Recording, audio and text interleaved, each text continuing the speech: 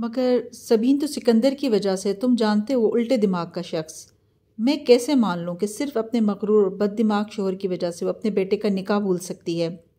اتنے برس بیت گئے، اس نے پھر کبھی رشتہ یا شادی کی بات منہ سے نہیں نکالی، میں اس سے کیا امید رکھوں؟ مگر جہان تو اچھا لڑکا ہے، تم اس سے ملے تو تھے پچھلے سال جب تم استنبول گئے تھے۔ جی، جہان سکندر اچھا لڑکا، مائی فٹ، انہوں نے تلخی سے سر جھٹکا۔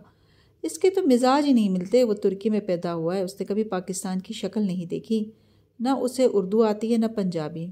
کبھی ان تمام برسوں میں اس نے اپنے کسی ماموں کا حال پوچھا، کبھی فون کیا؟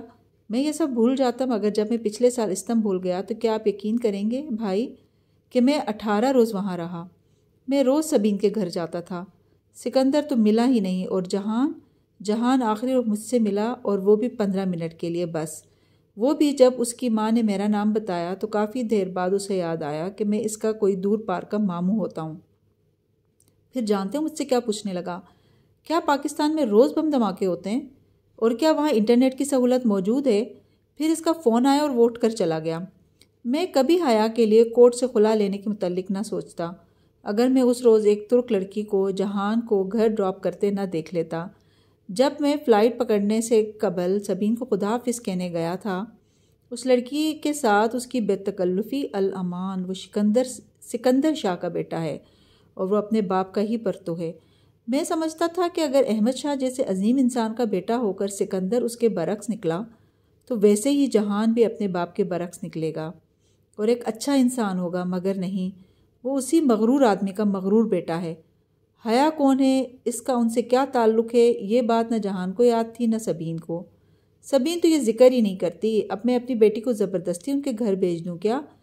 خیر، کل ولید سے ملواؤں گا آپ کو، اب جو رشتہ بھی اچھا لگا میں حیا کی ادھر شادی کر دوں گا۔ اور اب اس میں مزید سننے کی تاب نہیں تھی۔ وہ سفید چہرہ لیے بھوجل قدموں سے چلتی ان سے دور ہٹ گئی۔ جہان سکندر کو اس نے کبھی نہیں دیکھا تھا، بس بچپن سے اپنے اور اس کے رشتے کے متعلق سنا تھا۔ وہ سال بھر کی تھی جب سبین پھپھو پاکستان آئی اور فرط جذبات میں اپنے 8 سالہ بیٹے کے لیے اس کا رشتہ مانگ لیا۔ جذباتی سی کارروائی ہوئی اور دونوں بہن بھائیوں نے بچوں کا نکاح کر دیا۔ تب 8 سالہ جہان ان کے ساتھ تھا، پھر وہ ترکی چلا گیا۔ 21 سال گزر گئے، وہ ترکی میں ہی رہا، کبھی پاکستان نہیں آیا، اور اس وزٹ کے بعد تو سبین پھپھو بھی نہیں آئی۔ نہ کبھی انہوں نے کوئی تصویر بھیجی، نہ خط لکھا۔ اگر کبھی کوئی ترکی چلا جاتا تو ان سے مل آتا، ورنہ ان سے رابطہ نہ ہونے کے برابر رہ گیا تھا۔ انٹرنیٹ وہ استعمال نہیں کرتی تھیں، اگر جہان کرتا تھا تو بھی اس کا کوئی ای میل، فیس بک، ٹویٹر، کسی کے پاس کچھ بھی نہ تھا۔ ارم وغیرہ سے فیس بک پر سرچ کر کر کے تھک گئے تھے، مگر ترکی کا کوئی جہان سکندر انہیں نہیں ملتا تھا۔ JIHAN، جہان، SIKANDER، جہان سکندر انہیں نہیں ملتا تھا۔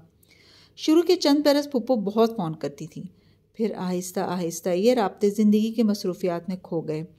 3 ماہ میں ایک فون ان کا آ جاتا اور 3 ماہ بعد ایک فون ادھر سے چلا جاتا، یوں 6 ماہ میں 2 ہی دفعہ بات ہو پاتی، رسمی الیک سلیک، موسم کا حال، سیاست پر تبادلہ خیال، اور پھر اللہ حافظ۔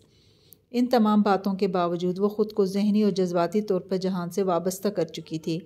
نکاح کے وقت کی تصاویر آج بھی اس کے پاس